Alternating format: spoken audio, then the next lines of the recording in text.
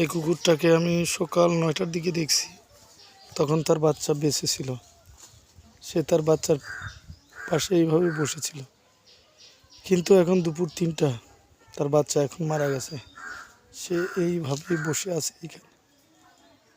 প্রতিটা প্রাণী, মা প্রাণী, তাদের সন্তানের প্রতি কতটা মায়া মহব্বত। মনে হচ্ছে এই যুগের কিছু কিছু মানুষ মা, যার সন্তানের প্রতি ভালোবাসা দিন দিন হারিয়ে যাচ্ছে, কিন্তু প্রাণীদের দেখলে আবেগ